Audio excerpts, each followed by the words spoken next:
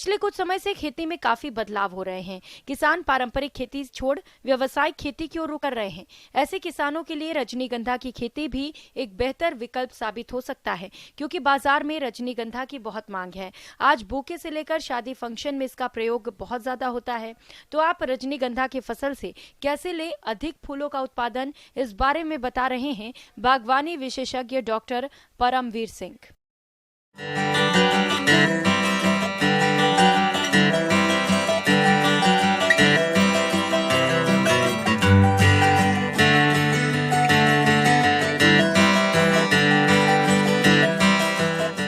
बात करेंगे रजनीगंधा की खेती कैसे करें। सबसे पहले रजनीगंधा के फायदे, इससे क्या क्या फायदे किसान भाई ले सकते हैं। तो रजनीगंधा की खेती करने से आप उसमें एक तो फूल जो आता है उस फूल को डायरेक्ट बेच सकते हैं, जिसको स्पाइक बोलते हैं। तो स्पाइक का रेट आपको 5 रुपये के हिसाब से मार्केट में बिकता है।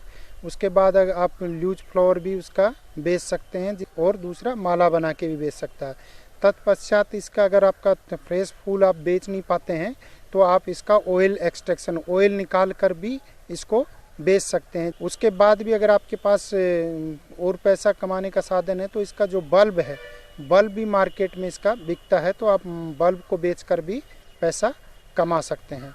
अब बात करेंगे हम इसका खेती कैसे करें। तो इसके लिए जो है आपका 25 से 35 डिग्री तापमान जो है वर्दी के लिए इसका उचित होता है। यानी कि जो तापमान है इसको नम और हॉट, अब आपका तापमान की जरूरत होती है, जलवायु की जरूरत होती है। रजनीगंधा की खेती हर तरह की मिट्टी में की जा सकती है, लेकिन यह बलुई दोमट या दोमट मिट्टी में इसकी अच्छी उपज मिलती है। इसकी रोपाई कंद से की जाती है। इसकी खेती के लिए खेत की अच्छी तैयारी और जल निकास पर विशेष ध्यान देने की आवश्यकता होती है। रजनीगंधा के लिए जमीन का चुनाव करते समय 2 बातों पर विशेष ध्यान दें। पहला, खेत या क्यारी छायादार जगह पर न हो। दूसरा, खेत या क्यारी में जल निकास का उचित प्रबंध हो। फिर बात करते हैं खेत की तैयारी। तो खेत की तैयारी जैसे आप सभी फसलों में करते हैं, 2-3 जुताई करके खेत तैयार करते हैं।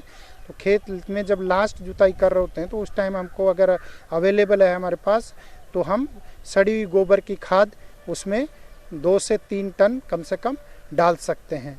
तो इसमें किस्म लगाते टाइम ध्यान रखना है आपको, इसमें 3 तरह की होती हैं। एक होता है डबल टाइप, एक होता है सिंगल टाइप, एक होता है सेमी डबल टाइप।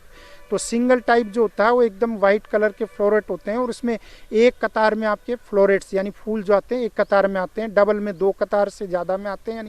और ये जो है ज़्यादातर डबल टाइप जो है आपका ये सजाने के काम, कट फ्लावर के रूप में आते हैं। परंतु जो सिंगल टाइप का है वो आपका तेल निकालने के लिए भी उपयोगी होता है, तो उससे तेल निकाला जा सकता है। और इसमें किस्म की जब बात करें तो इसमें विभिन्न प्रकार की किस्में उपलब्ध हैं, जैसे प्रज्वल है, वैभव है, श्रीनगर है, रजत रेखा है, स्वर्ण रेखा है। ऐसी बहुत सारी विभिन्न संस्थानों से निकली हुई वेराइटीज हैं जिसका आप उपयोग कर सकते हैं।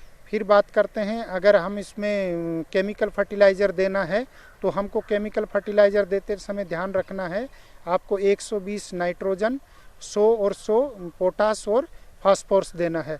तो ये जो फास्फोरस पोटास है वो खेत की तैयारी करते समय, लास्ट जब तैयारी करते हैं खेत की जुताई उस टाइम दे देना है।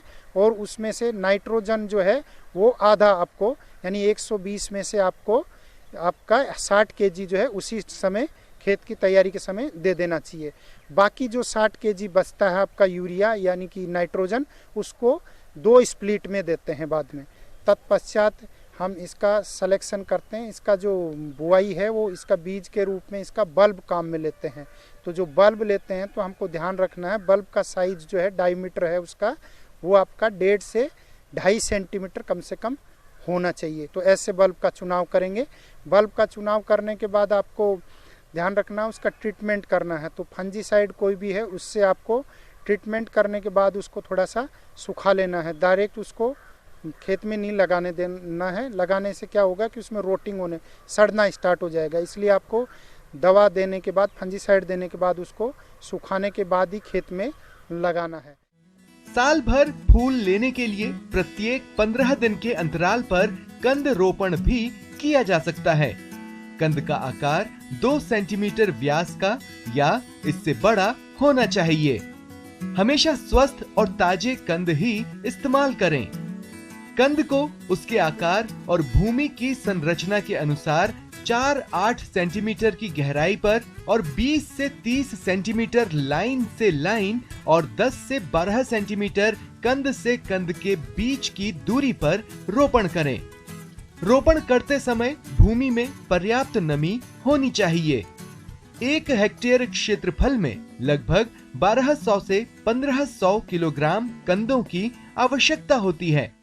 फिर इस तरह से हम उसको बल्ब को लगाने के बाद जैसे ही आपका स्प्राउटिंग हो जाता है 30 से 35 दिन बाद जो आपकी आधी मात्रा डोज बची हुई थी तो उसमें से 30 केजी आप 35 से 40 दिन के बाद स्प्राउटिंग के समय आप उसमें दे दें और जो बाकी मात्रा और आधी बच जाती है 30 केजी वो आप 60 से 65 दिन जब स्प्राउटिंग ये आपका स्पाइक निकलना स्टार्ट हो जाए उस टाइम उसमें दे देनी चाहिए। रोपाई के बाद जब कंद के अंकुएं निकलने लगे तब सिंचाई से बचना चाहिए। गर्मी के मौसम में फसल में 5 से 7 दिन और सर्दी के मौसम में 10 से 12 दिन के अंतर पर आवश्यकता अनुसार सिंचाई करें।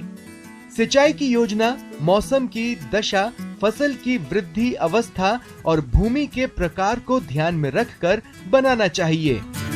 आवश्यकता अनुसार माह में कम से कम एक बार खुरपी की मदद से हाथ द्वारा खरपतवार निकालना या निराई गुड़ाई करें।